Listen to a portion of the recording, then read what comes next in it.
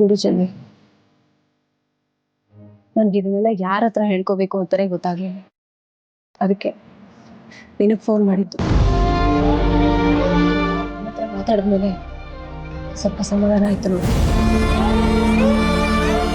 ವೆಂಕಿ ಬಂದ? ಇಲ್ಲ ಅಕ್ಕ, ಅವರು ಒಂದು ವಾರದಿಂದ ಯಾರ ಹತ್ರನೋ ದುಡ್ಡು ಕೊಟ್ಟು ಕಳ್ಸಿದ್ರು. ಅವ್ರು ಇವಾಗ ಚಿತ್ರದುರ್ಗದಲ್ಲಿ ಕೆಲಸ ಮಾಡ್ತವ್ರಂತೆ. ಇನ್ನೊಂದು ವಾರ ಅಷ್ಟೇ ಬಂದ್ಬಿಡ್ತೀನಿ ಅಂತ ಹೇಳಿ ಕಳ್ಸವ್ರೆ. ಯಾಕೆ ಇಷ್ಟೊಂದೆಲ್ಲ ಹಿಂಸೆ ಪಟ್ಕೋತಾ ಇದ್ದಾನಂತೆ ಪಾಪ? ಅದು ಅಕ್ಕ, ನಮ್ಮ ಅವ್ವನ್ಗೆ ಹಾರ್ಟ್ ಆಪರೇಷನ್ ಮಾಡಿಸ್ಬೇಕು.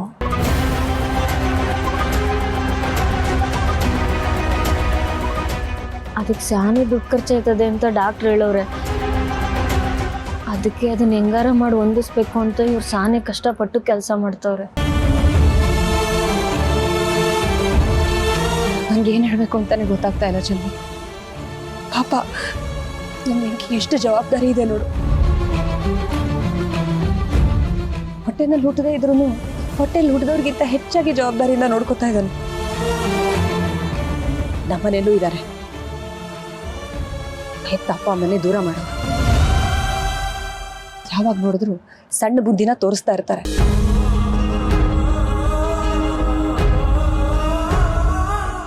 ಚೆಲ್ವಿ, ನೀವು ಹೇಳೋದು ನಿಜ ಅಕ್ಕ. ಹೊಟ್ಟೆಲಿ ಹುಟ್ಟಿದ್ರೆ ಮಾತ್ರಕ್ಕೆ ಮಕ್ಕಳಾಗಕ್ಕಿಲ್ಲ. ನಮ್ಮೋರು ಹೆತ್ತೋರು ಅನ್ನೋ ಪ್ರೀತಿ ಅವ್ರ ಮನ್ಸ್ನಾಗಿರ್ಬೇಕು. ಅವಾಗ್ಲೇ ಅಲ್ವಾ ಆ ಸಂಬಂಧಕ್ಕೆ ಬೆಲೆ ಸಿಗೋದು. ನಿಜ ಚೆಲ್ವಿ, ಇವರಿಗೆಲ್ಲ ಪ್ರೀತಿ ಬೆಲೆನೇ ಗೊತ್ತಿಲ್ಲ ಚೆಲ್ವಿ. ಒಂದಿನ ಗೊತ್ತಾಗತ್ತೆ ನೋಡು, ಅವಾಗ ಕೂತ್ಕೊಂಡು ಕಣ್ಣೀರು ಹಾಕ್ತಾರೆ. ನಮ್ಮ ವೆಂಕಿನ ನೋಡು, ಎಲ್ಲಾರನ್ನೂ ಪ್ರೀತಿಯಿಂದ ಕಂಡು ಹೇಗೆ ಎಲ್ಲರನ್ನೂ ತಮ್ಮವರನ್ನಾಗಿ ಮಾಡ್ಕೋತಾನೆ. ಇವರು ಹೆತ್ತ ಅಪ್ಪ ಅಮ್ಮನೇ ದೂರ ಮಾಡ್ತಾರೆ. ಇಷ್ಟೇ ವೆಂಕಿಗೂ ನಮ್ಮನೆಯವ್ರುಗಳಿಗೂ ಇರೋ ವ್ಯತ್ಯಾಸ. ಹೋಗ್ಲಿ ಬಿಡಿ ಅಕ್ಕ, ನೀವು ಬೇಜಾರಾಗ್ಬೇಡಿ. ಎಲ್ಲದಕ್ಕೂ ಆ ದೇವರು ಒಂದು ದಾರಿ ತೋರಿಸ್ತಾನೆ. ಏನ್ ದಾರಿ ತೋರಿಸ್ತಾನೋ ಏನೋ.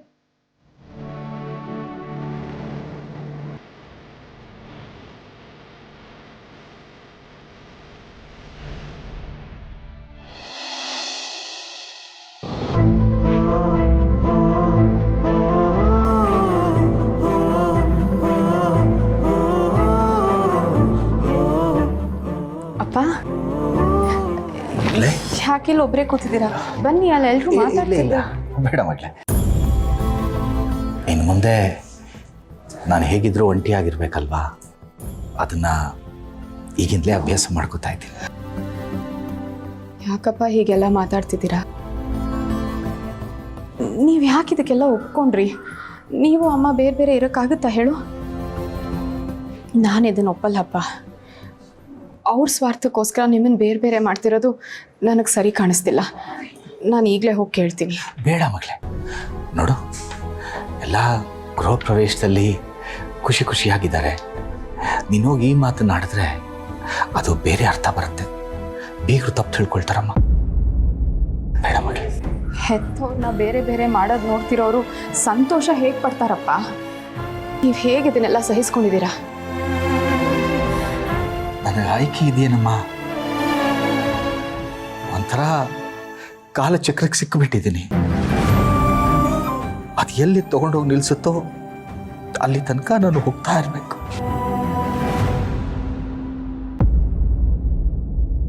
ಓ ಚಂದ ಕಟ್ಟವ್ರೆ.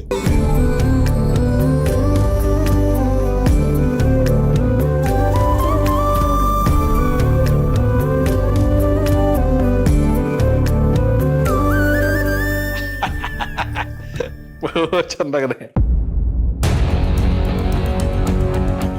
ಇಲ್ಲೋ ಮನೆ ಬೋ ಚಂದಾಗದಲ್ವೇ? ಏನೋ ನನ್ನ ತಂಗಿ ಖುಷಿಯಾಗಿ ಸಂತೋಷವಾಗಿದ್ರೆ ಅಷ್ಟೇ ಸಾಕು.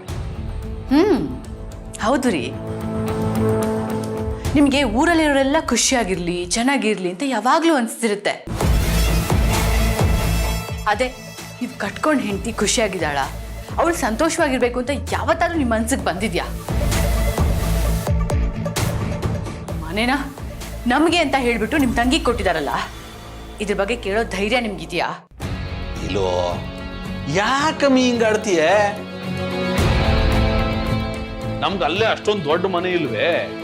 ಅಷ್ಟೊಂದು ದೊಡ್ಡ ಮನೆ ಇರುವಾಗ ನಮ್ಗೆ ಯಾಕೆ ಬೇಕು ಇನ್ನೊಂದು ಮನೆ? ಅದು ಅಲ್ದೆ ಅಪ್ಪ ಅವನ್ ಬಿಟ್ಬಿಟ್ಟು ಆ ಮನೆಯಿಂದ ಆಚೆಗೆ ಬರಕಾದದ? ಅವ್ರನ್ನ ಬಿಟ್ಟು ಆಚೆಗೆ ಬರೋದು ಸಾಧ್ಯನೇ ಇಲ್ಲ, ನೆನಪಲ್ಲಿ ಇಟ್ಕೊಬಿಡು.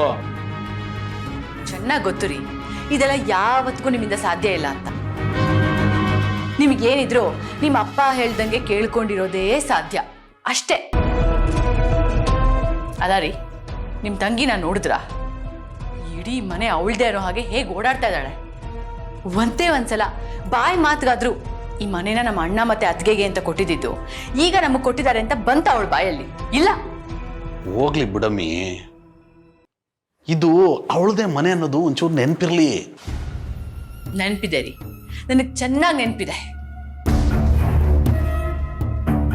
ಅವ್ರದ್ದು ಮನೆ, ಇವ್ರದ್ದು ಮನೆ, ಅವ್ರ ಕೆಲಸ, ಇವ್ರ ಕೆಲಸ, ನಮ್ಮ ಅಪ್ಪನ ಕೆಲಸ, ನಮ್ಮ ಅಪ್ಪನ ಮೀಟಿಂಗು ಅಂತ ಅನ್ಕೊಂಡೇ ಇದ್ಬಿಡಿ. ಏನು ಉದ್ಧಾರ ಆಗೋದ್ರ ಬಗ್ಗೆ ಯೋಚನೆ ಮಾಡ್ಬಿಡಿ. ಕಟ್ಕೊಂಡಲ್ಲ ನಾನು, ನನಗೆ ನಾನು ತಗೊಂಡು ಹೊಡ್ಕೋಬೇಕು. ಇಲ್ಲೋ ಬಾರಮಿಲಿ ಹೊಡೆತದೆ ಹೋಗತ್ತೆ. ನೀವಿದನ್ನು ಸಹಿಸ್ಕೊಂಡಿರಬಹುದು ಅಪ್ಪ, ಆದರೆ ನನ್ನಿಂದ ಆಗಲ್ಲ. ನನ್ನ ಕಣ್ಮುಂದೆನೇ ಅನ್ಯಾಯ ನಡೀತಿದೆ ಅಂದಮೇಲೆ ನಾನು ಹೇಗೆ ಸುಮ್ಮನೆ ಇರೋಕ್ಕಾಗತ್ತೆ ಹೇಳು? ನಾನು ಈಗಲೇ ಹೋಗಿ ಅಣ್ಣನ ಹತ್ರ ಮಾತಾಡ್ಕೊಂಡು ಬರ್ತೀನಿ. ಭಾವನ, ಇದ್ರ ಬಗ್ಗೆ ಮನೆಯಲ್ಲಿ ದೊಡ್ಡ ಚರ್ಚೆ ಆಗಿ ಎಲ್ಲ ಡಿಸೈಡ್ ಆಗೋಗಿದೆ. ನೀನು ಏನು ಹೇಳಿದ್ರು ಅವ್ರು ಕೇಳೋ ಸ್ಥಿತಿಲಿಲ್ಲ. ಕೇಳಲ್ಲ ಅಂತ ಸುಮ್ಮನೆ ಆಗ್ಬಿಟ್ರೆ ಇವತ್ತು ನಿಮ್ಮನ್ನು ಬೇರೆ ಬೇರೆ ಮಾಡ್ತಿರೋರು ಮುಂದೆ ಕಷ್ಟದ ಸಮಯ ಬಂದಾಗ ನಮ್ಮ ಜೊತೆ ಇರ್ತಾರೆ ಅನ್ನೋ ಏನು ಗ್ಯಾರಂಟಿ ಇದೆ ಅಪ್ಪ? ನನ್ನನ್ನು ದಯವಿಟ್ಟು ತಡಿಬೇಡಿ, ನಾನು ಅಣ್ಣನ ಹತ್ರ ಮಾತಾಡಿ ಬರ್ತೀನಿ. ಮಗಳೇ,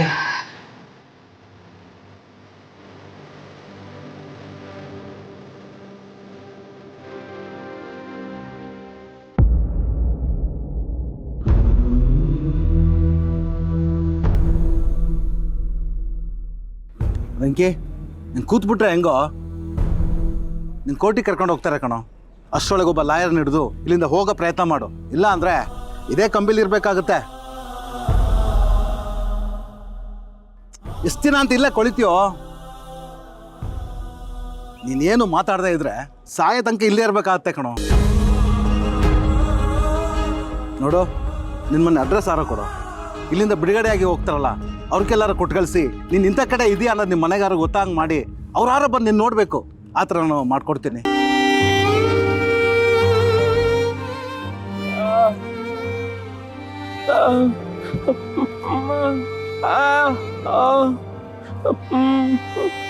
ನೀನು ಏನು ಹೇಳ್ತಿದ್ಯಾ ಅನ್ನೋದು ನಂಗೆ ಅರ್ಥ ಆಗ್ತಾ ಇಲ್ಲ ಕಣೋ.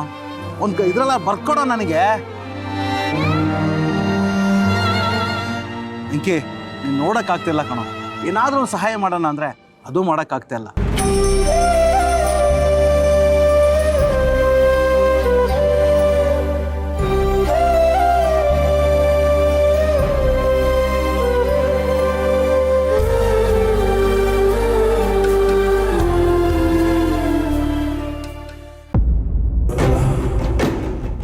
ಏನು ನೋಡೋಣ, ನಾನು ಹೀಗೆ ಮಾತಾಡ್ತಿದ್ದೀನಿ ಅಂತ ತಪ್ಪು ತಿಳ್ಕೊಬೇಡ. ಹರೀಶ್ ಏನೋ ಚಿಕ್ಕವನು, ಅವನಿಗೆ ತಿಳುವಳಿಕೆ ಕಮ್ಮಿ. ನೀನಾದರೂ ಅವನಿಗೆ ಸ್ವಲ್ಪ ಬುದ್ಧಿ ಹೇಳ್ಬೋದಾಗಿತ್ತಲ್ವಾ? ಏನು ಹೇಳಕ್ಕೆ ಕೊಟ್ಟಿದ್ಯಾ ನೀನು? ನೋಡೋಣ, ಈಗ ನೀನು ಬೇರೆ ಮನೆ, ಹರಿ ಬೇರೆ ಮನೆ, ಅಪ್ಪ ಅಮ್ಮನೂ ಬೇರೆ ಬೇರೆ ಆಗೋ ಹಾಗೆ ಆಗ್ತಿದೆಯಲ್ಲ. ಅವರಿಬ್ರು ಒಬ್ರನ್ನೊಬ್ರು ಬಿಟ್ಟು ಹೇಗಿರ್ತಾರೆ? ಇದ್ರ ಬಗ್ಗೆ ಯೋಚನೆ ಮಾಡಿದ್ಯಾ ನೀನು? ನಿಂದು ಒಳ್ಳೆ ಕಥೆ ಆಯ್ತಲ್ಲ. ಅವ್ನು ಬೇರೆ ಮನೆ ಮಾಡಿದ್ರೆ ನಾನೇನು ಮಾಡಲಿ? ಹೋಗ್ಬೇಡ, ಇಲ್ಲೇ ಸಾಯಿ ಅಂತ ಹೇಳೋಕ್ಕಾಗುತ್ತಾ? ಅಲ್ಲ ಅಣ್ಣ, ಅಪ್ಪ ಅಮ್ಮ ಏನು ಅಪ್ಪ ಅಮ್ಮ ಏನು ಇವತ್ತು ಮದುವೆ ಆಗಿರೋ ಜೋಡಿನ? ಯಾಕಣ್ಣ ಹೀಗೆ ಮಾತಾಡ್ತಿದ್ಯಾ? ಇನ್ನು ಹೇಗೆ ಮಾತಾಡಲಿ? ನಾನೊಬ್ಬನೇ ಮಗ ಅಲ್ಲ, ಆಸ್ತಿಯಲ್ಲ ನನಗೆ ಬರ್ಕೊಡಲ್ಲ. ಅವನು ಇದಂತಾನೆ, ಅವ್ನು ನೋಡ್ಕೊಳ್ಳಿ ಬಿಡು. ಅವನು ಹೇಗಣ್ಣ ನೋಡ್ಕೋತಾನೆ? ನಿನ್ನ ಮಾತಿನ ಅರ್ಥ ಏನು? ನಿನಗೆ ಮುಂದೆ ಎಲ್ಲ ಗೊತ್ತಾಗುತ್ತೆ ಕಣೆ, ಈಗೇನು ಹೇಳ್ಬೇಡ. ಹಾಗಾದರೆ ಪ್ರೀತಿಗೆ ನಿನಗೆ ಬೆಲೆನೇ ಇಲ್ವಾ? ಬರೀ ದುಡ್ಡು ಆಸ್ತಿ ಇಷ್ಟೇನಾ? ಚೆನ್ನಾಗಿ ಹೇಳ್ತಿದ್ದೆ ಕಣ ನೀನು. ನಿನಗೇನು MLA ಸೊಸೆ, ಒಳ್ಳೆ ಜಮ್ಮು ಅಂತ ಲಕ್ಸುರಿ ಆಗಿರ್ಬೋದು. ನನಗೆ ಕಷ್ಟ ನಿನಗೇನು ಗೊತ್ತು? ನಾನು ಸಾಯ್ತಾ ಇದ್ದೀನಿ. ದುಡ್ಡಿನ ಬೆಲೆ ನಿನಗೆ ಗೊತ್ತಿಲ್ಲ. ದೊಡ್ಡದಾಗಿ ಹೇಳಕ್ಕೆ ಬಂದ್ಬಿಟ್ಲಿ, ಹೋಗು.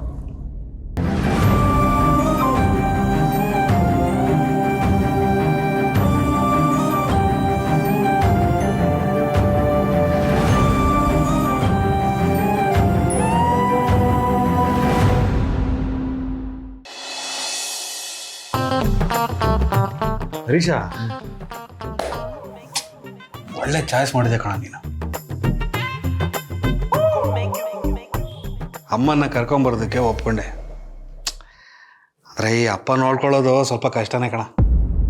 ಏನು ಮಾಡೋಕ್ಕಾಗುತ್ತೆ, ಅಡ್ಜಸ್ಟ್ ಮಾಡ್ಕೋಬೇಕಲ್ವ. ಆಹಾ ಬಲ್ ನನ್ನ ಮಗ ನೀನು ಲೇ. ಕಷ್ಟ ಆಗಿದ್ದಿದ್ರೆ ನೀನು ಅಪ್ಪನ ಕರ್ಕೋತಿದ್ಯಾ? ನಿನ್ನ ಬಗ್ಗೆ ನನಗೆ ಗೊತ್ತಿಲ್ವಾ? ಸುಮ್ಮನಿರಪ್ಪ. ಅಮ್ಮ ನಿಮ್ಮ ಮನೇಲಿ ಇದ್ರೆ ನಿನಗೆ ಒಳ್ಳೇದು ಕಣ. ಒಳ್ಳೆ ಅಡುಗೆ ಮಾಡ್ತಾರೆ, ಸಿಂಚನ ಏನು ಮಾಡಲ್ಲ. ನೀವಿಬ್ಬರು ಒಳ್ಳೆ ಊಟ ಮಾಡ್ಕೊಂಡು ಚೆನ್ನಾಗಿರ್ಬೋದು. ಸರಿ ಏನು, ಆದರೆ ಬ್ರೋ ಈ ವಿಚಾರನ ಅವ್ರಿಗೆ ಹೇಗೆ ತಿಳಿಸೋದು, ಹೇಗೆ ಒಪ್ಸೋದು? ಒಪ್ಕೋತಾರೇನೋ? ಹೇ, ಆ ಭಾವನ ಕೇಳಿದ್ಲಪ್ಪ. ಏನು ಇಬ್ಬರು ಸೇರಿ ಅಪ್ಪ ಅಮ್ಮನ ದೂರ ಮಾಡ್ತಿದ್ದೀರಾ ಅಂತ. ಹೌದಾ? ಏನಂದೆ ನೀನು? ಸರಿಯಾಗಿ ಹೇಳಿದ್ದೀನಿ ಬಿಡು. ಅಷ್ಟೆಲ್ಲ ಮಾತಾಡೋಳು ಅವಳೇ ಅಪ್ಪ ಅಮ್ಮನ ಕರ್ಕೊಂಡು ಹೋಗಿ ಇಟ್ಕೋಬೋದು ತಾನೆ. ಬರೀ ಹೆಣ್ಮಕ್ಳು ಅಂತಾರೆ, ಇದಕ್ಕೆಲ್ಲ ಇಲ್ವಾ? ಏನೋ ಮಾತಾಡ್ತಿದ್ಯಾ? ಅದೆಲ್ಲ ಆಗೋ ಮಾತೇನಾ? ನೀನು ಒಳ್ಳೆ ಭಾವನಾಕನ ವಿಚಾರ ಬಿಡು. ಈಗ ನಾವು ನಿರ್ಧಾರ ಮಾಡಿರೋ ಹಾಗೆ ಅಪ್ಪ ಅಮ್ಮಂಗೆ ಈ ವಿಚಾರ ಹೇಗೆ ತಿಳಿಸೋದು, ಹೇಗೆ ಹೇಳೋದು ಕೇಳೋದು ಏನೂ ಇಲ್ಲ ಕಣ. ಅವ್ರಿಗೆ ವಯಸ್ಸಾಗಿದೆ, ನಾವು ಹೇಳ್ದಂಗೆ ಅವ್ರು ಕೇಳ್ಕೊಂಡು ಇರ್ಬೇಕಷ್ಟೆ. ಗೊತ್ತಾಯ್ತಾ? ಸರಿ, ಇದ್ರ ಬಗ್ಗೆ ಏನೋ ದಿವಸ ಮಾತಾಡೋಣ. ನಾವು ವಿಷಯನ ಅವ್ರಿಗೆ ಮುಡ್ಸೋಣ, ಆಯ್ತಾ? ಬಾ.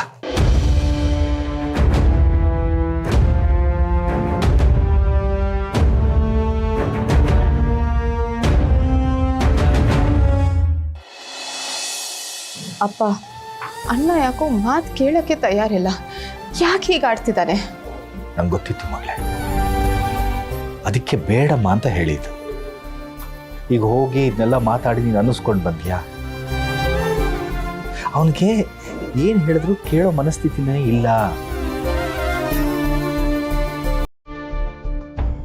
ಅಪ್ಪ, ನೀವು ಅಮ್ಮನ್ನ ಎಷ್ಟು ಪ್ರೀತಿ ಮಾಡ್ತೀರಾ ಅಂತ ನನಗೆ ಚೆನ್ನಾಗಿ ಗೊತ್ತು. ಮದುವೆ ಆಗಿ ಎಷ್ಟು ದಿವಸ ಆದ್ರೂ ನೀವಿಬ್ಬರ ಮಧ್ಯೆ ಯಾವತ್ತೂ ಮನಸ್ತಾಪಗಳು ಬಂದಿಲ್ಲ. ಎಷ್ಟು ದಿವಸ ಆದರೂ ಒಬ್ರಿಗೊಬ್ರು ಮಾತು ಬಿಟ್ಟಿಲ್ಲ. ಗಂಡ ಹೆಂಡತಿ ಅಂದರೆ ಹೀಗಿರಬೇಕು, ಹೀಗೆ ಬದುಕಬೇಕು ಅಂತ ತೋರಿಸ್ಕೊಟ್ಟಿರೋರೇ ನೀವು. ಈಗ ನಿಮ್ಮಿಬ್ಬರನ್ನೇ ದೂರ ಮಾಡಿದ್ರೆ ಅದು ಸರಿನಾ? ಸರಿ ತಪ್ಪು ಅಂತ ಯೋಚನೆ ಮಾಡೋಷ್ಟು ವಿವೇಕ ಯಾರಿಗಿದೆ ಇಲ್ಲಿ? ಸಂತು ಹರಿ ಒಂದು ವ್ಯವಹಾರದ ದೃಷ್ಟಿನಲ್ಲಿ ಯೋಚಿಸ್ತಾ ಇದ್ದಾರೆ. ನಾವೆಲ್ಲ ಒಟ್ಟಿಗೆ ಇದ್ದಾಗ ಮನೆ ಖರ್ಚನ್ನ ಎಲ್ಲರೂ ಹಂಚ್ಕೋತಾ ಇದ್ದೋ. ಈಗ ಹರಿ ಮನೆಯಿಂದ ಹೊರಗಡೆ ಬಂದಿದ್ದಾನೆ, ಮನೆ ಜವಾಬ್ದಾರಿ ಎಲ್ಲ ಸಂತು ಮೇಲೆ ಬೀಳುತ್ತೆ. ಅದಕ್ಕೆ ಅಮ್ಮನ್ನ ಹರಿ ಜೊತೆ ನನ್ನನ್ನು ಈ ಮನೇಲಿರಿ ಅಂತ ಕೇಳ್ಕೊಂಡಿದ್ದಾರೆ. ಅವನ ದೃಷ್ಟಿನಲ್ಲಿ ಇದು ಸರಿಯಾಗೇ ಇದೆ ಮಗಳೇ. ನಾವು ಯೋಚಿಸೋ ದೃಷ್ಟಿಕೋನ ಬದಲು ಮಾಡಿಕೊಂಡ್ರೆ ನಿನಗೆ ಅರ್ಥ ಆಗುತ್ತೆ. ನಿಜವಾಗ್ಲೂ ನಿಮ್ಮ ಮನಸ್ಸಿಂದ ಆಡ್ತಿರೋ ಮಾತಲ್ಲಪ್ಪ ಇದು. ಪರಿಸ್ಥಿತಿ ಬದಲಾಯಿಸೋಕ್ಕಾಗಲ್ಲ ಅನ್ನೋ ಕಾರಣಕ್ಕೆ ಒಬ್ಬ ಅಸಹಾಯಕ ತಂದೆ ಆಡ್ತಿರೋ ಮಾತಿದು.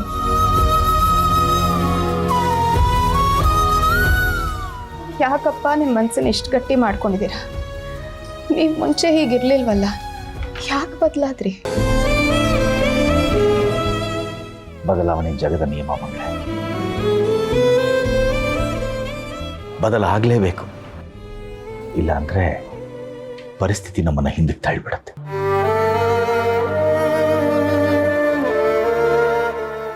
ಅಪ್ಪ, ನಿಮ್ಮಿಬ್ಬರಿಗೆ ಬೇರೆ ಬೇರೆ ಇರೋಕ್ಕೆ ಇಷ್ಟ ಇಲ್ಲ ಅಂದರೆ ನನಗೆ ಈಗಲೇ ಹೇಳಿ. ನಾನು ಸಿದ್ದು ಅವ್ರ ಹತ್ರ ಮಾತಾಡಿ ನಿಮಗೆ ಬೇರೆ ಮನೆ ಮಾಡಿಕೊಡ್ತೀನಿ. ಅಲ್ಲಿ ನೀವು ಜೊತೆಗಿರಬಹುದು. ಬೇಡ ಮಗಳೇ, ನನಗಿಷ್ಟು ಹೇಳಿದೆಯಲ್ಲ ಅಷ್ಟು ಸಾಕು.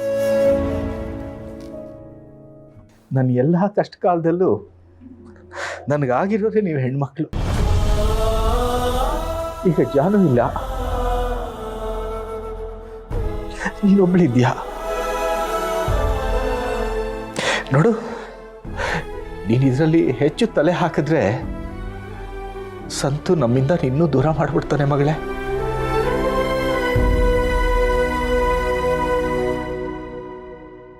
ನಾನು ನಿಭಾಯಿಸ್ತೀನಿ ಮಗಳೇ, ನಾನೆಲ್ಲ ನಿಭಾಯಿಸ್ತೀನಿ. ನಮ್ಮ ಬಗ್ಗೆ ತಲೆ ಕೆಡಿಸ್ಕೋಬೇಡ. ನೀನು ನಿನ್ನ ಸಂಸಾರದಲ್ಲಿ ಖುಷಿಯಾಗಿದ್ರೆ ನಮ್ಗಷ್ಟೇ ಸಾಕು. ಬಂದದ್ದೆಲ್ಲ ಬರಲಿ, ಭಗವಂತಂದೇ ಇರಲಿ ಅಂತ ನಾನು ನಿಭಾಯಿಸ್ತೀನಿ. ಆ ಭರವಸೆ ನನಗಿದೆ. ನಮ್ಮ ಬಗ್ಗೆ ನೀನು ಏನು ತಲೆ ಕೆಡಿಸ್ಕೋಬೇಡ.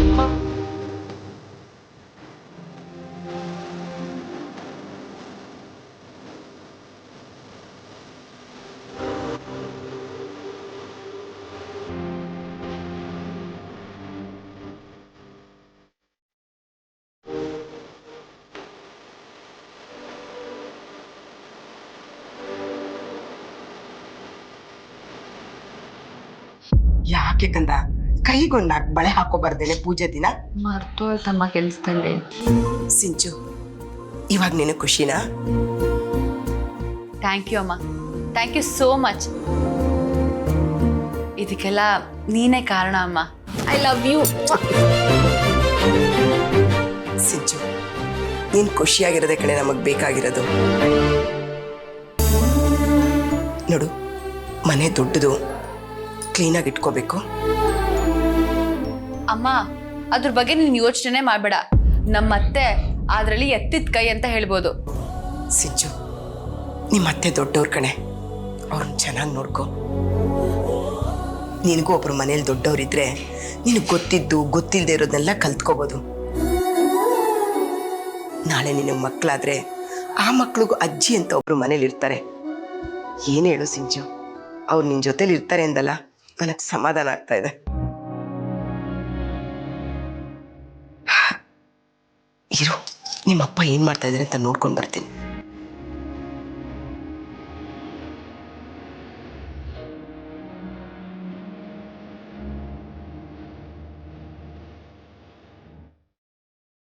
ಸಿಂಚು,